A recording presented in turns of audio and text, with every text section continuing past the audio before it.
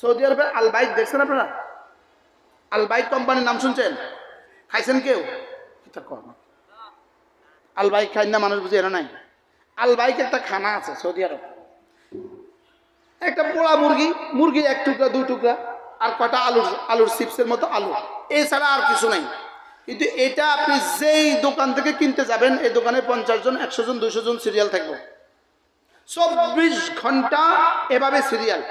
আমার একটা টেন্ডেন্সি, এটা এত দামি হলো কেন? খাইয়া দেখলাম মুরগি, সাদা মুরগি, দবলা দবলা মুরগি, 2-3টে আলুর টুকরা, এটা এত দামি হবে কেন? এটা সব হাজার হাজার লক্ষ লক্ষ মানুষ খাবে কেন?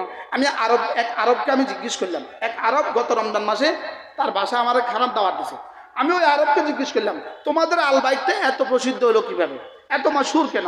বলতেছে আল বাইকের মালিক প্রতি রাত্রে আল বাইক থেকে প্রতিটা প্যাকেট থেকে 1 রিয়াল করে সে বাইর করে, এই টাকাটা প্রতিদিনের টাকা প্রতিদিন সাদাকা করে। সুবহানাল্লাহ বলেন। আমি বলছি এটাই হলো তার আল বাইকের মকবুলিয়তের রাজ। সুবহানাল্লাহ বলবেন না? তাহলে আপনিও নিয়ত করেন সাদাকা করবেন ইনশাআল্লাহ, বলেন ইনশাআল্লাহ। প্রত্যেক মাসে নিজের 1টা টাকা, 100 টাকা, 200 টাকা এক জায়গাতে রেখে দিবেন। চুপে চুপে আপনার নিকটস্থ মাদ্রাসায় যাবেন, গিয়ে বলবেন হুজুর বোর্ডিংয়ে এই টাকাটা রাখেন। ইনশাআল্লাহ একজন মুসলমান পাবেন।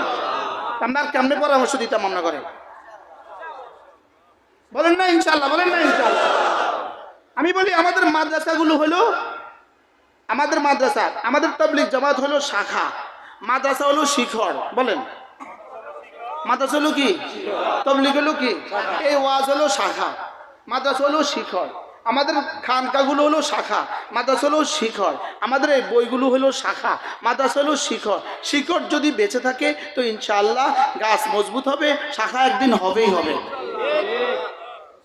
কি বলছি বলেন? তাহলে আমাদের ইসলামের শিখর কি? আবার বলেন, সবাই বলেন, জোরে বলেন। মাদ্রাসা আছে বলেই বাংলাদেশে ইসলাম আছে। সুবহানাল্লাহ বলবেন না? মাদ্রাসা আছে বলেই বাংলাদেশে জিকিরের হালকা আছে, মাদ্রাসা আছে বলেই বাংলাদেশে তাফসীরের মাহফিল আছে, মাদ্রাসা আছে বলেই বাংলাদেশে মুসলমান আছে, মাদ্রাসা আছে বলেই বাজারে মানুষ আছে। আজকের এটা কি মাদ্রাসার অংশ নয়? আমরা কোত্থেকে তৈরি হয়েছি? কি হুজুর কোত্থেকে তৈরি হয়েছে? ইনি কোত্থেকে তৈরি হয়েছে? ইনি কোত্থেকে তৈরি হয়েছে? আমরা সব কোত্থেকে তৈরি হয়েছি? আপনাদের মসজিদের খতিব কোত্থেকে তৈরি হয়েছে? তাহলে বলেন মাদ্রাসা কি মূল?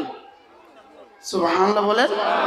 ওয়ালা তাহাদুনা আলা তাআমিল মিসকিন। 3 নাম্বার ওয়া তাকুলুনা আত-তুরাথা আকলাল লাম্মা।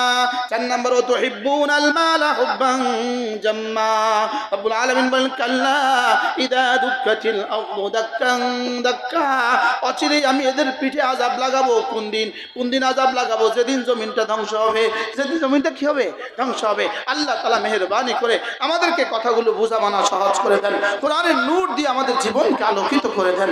সবাই নিয়ত করেন আমি আমার সন্তানদেরকে কোরআনে কারীম শিখাবো। নিয়ত পাক্কা ইনশাআল্লাহ। আমি আমার ছেলেকে, আমি আমার মেয়েকে কোরআনে কারীম শিখাবো। আল্লাহ তৌফিক দান করেন। যদি সুযোগ থাকে আপনাদের প্রত্যেক ইংরেজি মাসের শেষ শনিবারে আমাদের কুমিল্লার মাদ্রাসা জিকিরের মজলিস হয়, পারলে শরীক হবেন। আমার কতগুলো কিতাব আছে, 15টা কিতাব আছে আমাদের গাড়িতে। যদি সুযোগ থাকে কিতাবগুলো সংগ্রহ করবেন। আল্লাহ তাআলা আমাদের সকলকে তৌফিক দান করেন। সুবহানাল্লাহি ওয়া বিহামদিহি, সুবহানাকাল্লাহুম্মা ওয়া বিহামদিক, আশহাদু আল লা ইলাহা ইল্লা আনতা, আস্তাগফিরুকা ওয়া আতুবু ইলাইক। আল্লাহ তৌফিক দিলে ইনশাআল্লাহ। আল্লাহ আলহামদুলিল্লাহ দীর্ঘক্ষণ ধরে